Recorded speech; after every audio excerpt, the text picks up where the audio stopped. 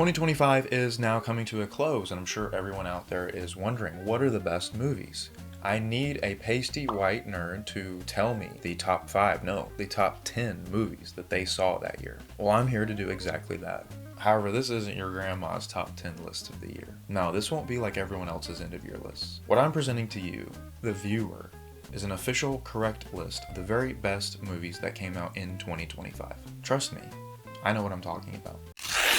Oh, but to be real, 2025 was a very good year for movies. The first few months were kind of worrying, I'm not gonna lie. I was very disappointed in a decent number of movies early in the year. So many, in fact, that I kind of thought 2025 would end up being a dud. I'm pleased to say I was proven wrong and that 2025 actually might be better than last year and the year before and the last several years. Starting at the number 10 spot, we have Marty Supreme from Josh Safdie. This movie had a lot of hype behind it, and rightfully so. I mean, the Safdie brothers are some of the most respected and influential filmmakers working today, and have already crafted two modern-day masterpieces with Good Time and Uncut Gems. This is why it was so surprising and disappointing to learn that they had split up, or taken a break, or I don't know what happened between them. I don't want to get into the internet drama of it all, and it seems like the two are still friendly with each other. Drama is always interesting, especially when it involves as creative people as Josh and Benny Safdie. But what was more interesting is that the two would split up to direct their own feature films starring world-famous actors, both featuring unconventional casting choices, and each centering around a real-life sports legend. The two movies also released within months of each other at the end of the year. I just think that's really cool. Benny's The Smashing Machine didn't quite make the list for me, but Josh's Marty Supreme managed to round out the bottom half. This is the film I've seen the most recently, and I have to admit I'm still quite perplexed by it. It's a towering, unwieldy force of a movie and features one of the year's best performances in Mr. Timothy's portrayal of Marty Mauser, a fast-talking, uber-charming, stylish, and handsome jerk who is on a race for survival, fame, stardom, and purpose. The cinematography here is great, as is the music. Overall, it's a very familiar film to that of the Safdie's earlier works, even down to the OPN collaboration and the bizarre body horror intro. Marty Supreme is a really good movie and higher quality than like 99% of other films out there, but it's at number 10 because, I don't know, I just feel like I missed something maybe, or maybe I just actually get it and it's simpler than I expected it to be. I thought it would hit harder and it didn't, but it still did hit pretty hard.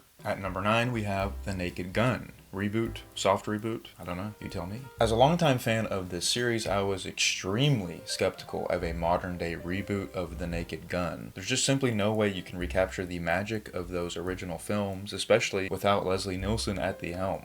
Doesn't make sense, you know. Good policeman, bright future.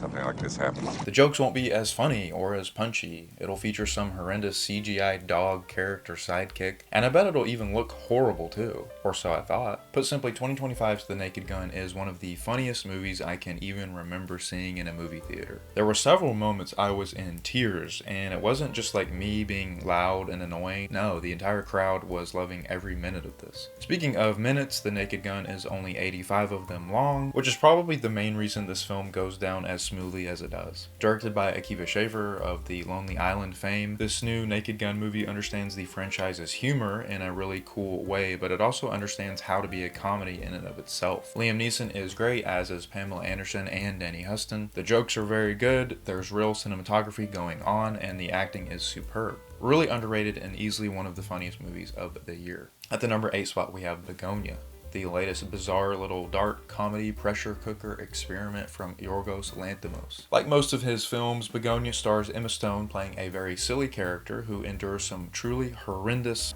things. I don't mean this to be a dig, I actually really enjoy that Yorgos' films feel similar to each other in both tone and theme, and usually star a few of the same people. Begonia is very different than something like Poor Things or The Killing of a Sacred Deer, but there's a consistency to all of these films, so much so that they end up feeling like these neat, extremely messed up chapters in one long fairy tale book. Begonia is by far Yorgos' most intimate and claustrophobic work to date. Emma Stone's character is believed to be an alien and is captured by these two redneck loser guys played by Aidan Delbus and Jesse Plemons. I won't spoil anything, but Begonia manages to walk a tightrope act few other films can. There's this constant uneasiness permeating through the dialogue, the music, and the actual camera work. It's really compelling. What really sets Begonia apart is its ending. The way this film ends is truly some of the most beautiful, haunting imagery of the year. It's a really fun, tense movie and surprised me in a big way. Next up, we have Rian Johnson's Wake Up Dead Man. Rarely does a sequel come out better than its original, but even more rare is when the third film is actually the best in the entire franchise. I could say and have already said many things about this movie, so I'll keep it brief. Wake Up Dead Man is maybe the most surprising release of the year for me, not only in the way it operates as a subversive whodunit with the Knives Out branding, but also in the way it tackles religion and pop culture. Rian Johnson is a little trickster. Johnson understands how to write strong character arcs in an unconventional and really engaging way. Father Judd, played by an impeccable Josh O'Connor, is the anchor of this film. A priest with a dark past,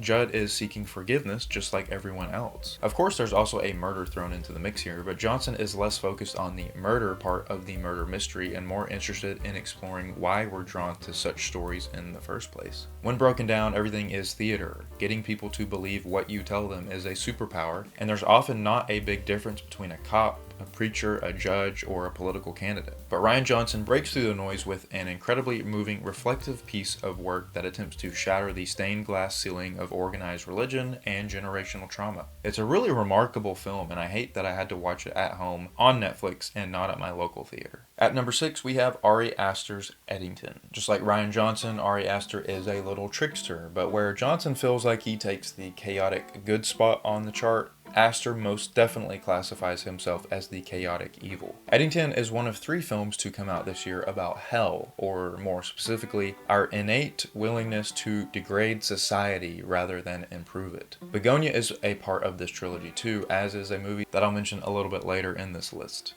Can we trust the internet? Can we trust politicians? Can we trust our neighbor?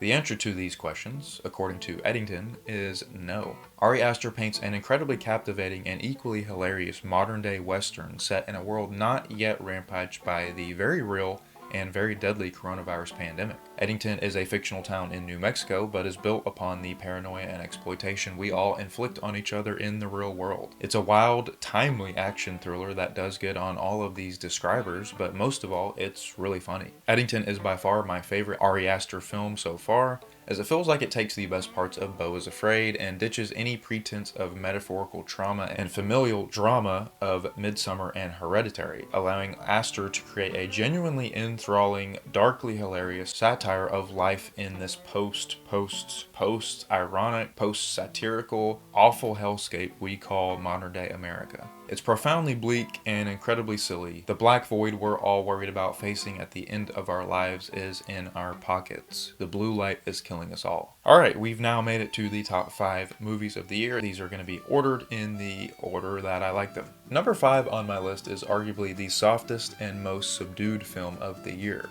Presents. Steven Soderbergh had quite a year, directing not 1, but 2 great, tightly packed, richly detailed films about family and what we choose our priorities to be. Black Bag was a fun, ultra-stylish spy thriller throwback, but it felt a little bit too familiar for me. I can't say the same for Presents, which feels otherworldly in its meagerness, as well as its willingness to simply be weird. Oftentimes when movies try to do something unique with how they tell the story, be it found footage, flashbacks, or showing things purely from a computer screen,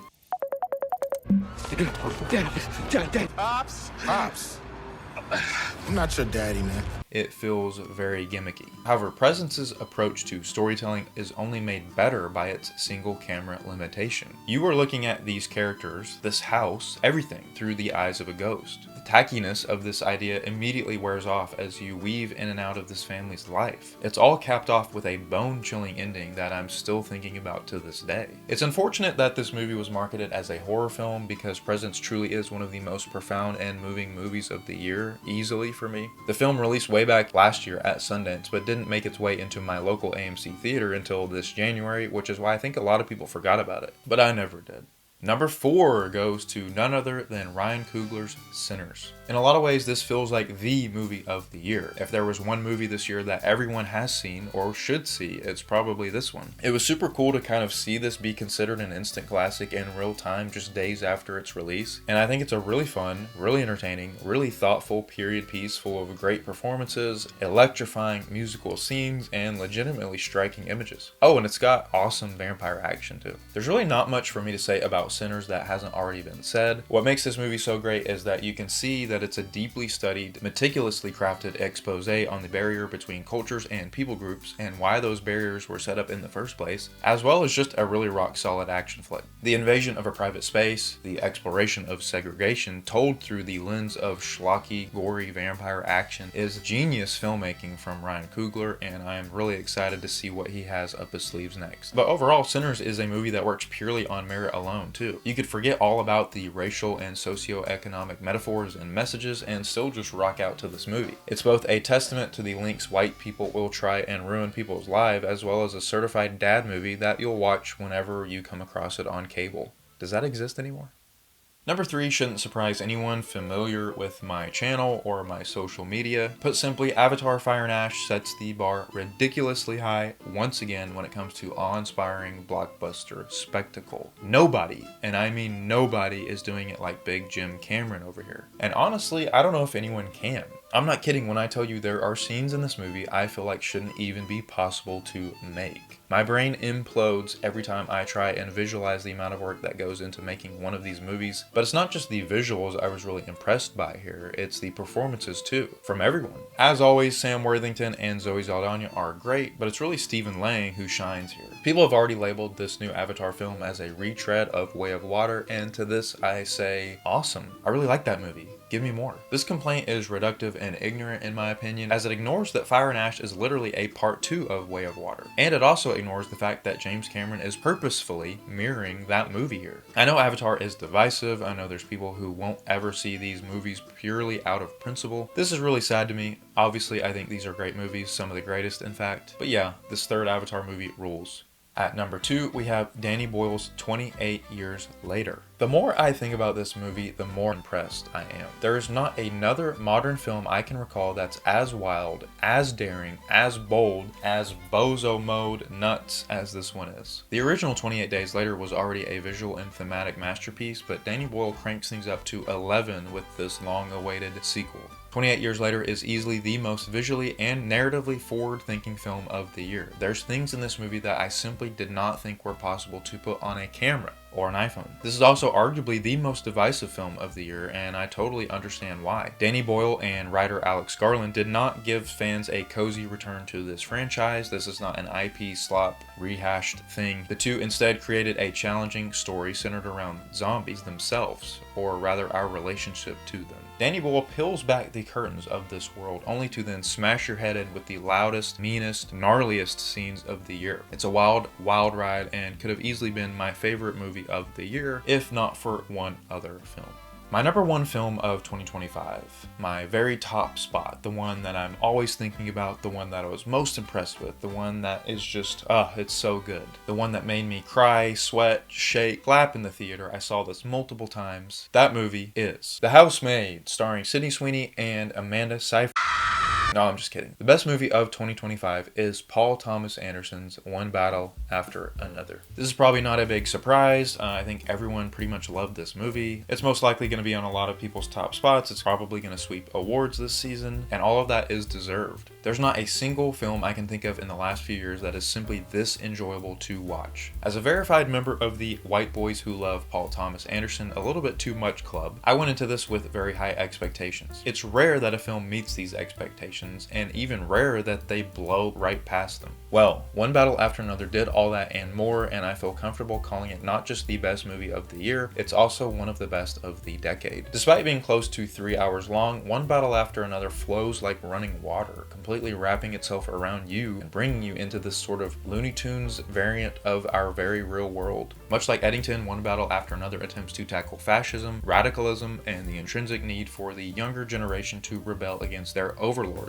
However, where that film felt a little bit more grim in its themes and ending, One Battle After Another hides a very hopeful and positive message at its core, beneath all of its ugly violence. You can go elsewhere for a deep dive into this film. I already covered it on my channel, but I don't think I'm qualified to talk about the film's politics in a very smart way. But what I can talk about is just how funny this movie is. Like I said, I had high expectations going in, but I didn't expect this to be a literal laugh out loud comedy. It feels like the very best parts of Inherent Vice and Licorice Pizza and and The Master all wrapped in one. But it's also a very satisfying action movie. It's got great drama. It's got everything in it. I really can't think of anything I don't like about this movie. Leo is astounding. Teyana Taylor is magnificent. Chase Infinity has what it takes to be the next big thing. Everyone is fantastic in this. If there was one movie I would recommend seeing from this year, it's this one. Overall, 2025 turned out to be a great year for movies. The fact that we got films from people like Paul Thomas Anderson, Ryan Coogler, Ari Aster, James Cameron, and Josh Safdie all in the same year is kind of mind-blowing. And looking back, I'm really just thinking how lucky and spoiled we are, especially us AMC A-list subscribers. It looks like we'll be pretty spoiled in 2026 too, but if the world comes to an end this December 31st, I'm happy to say it all ended on a very high note. Keep watching movies.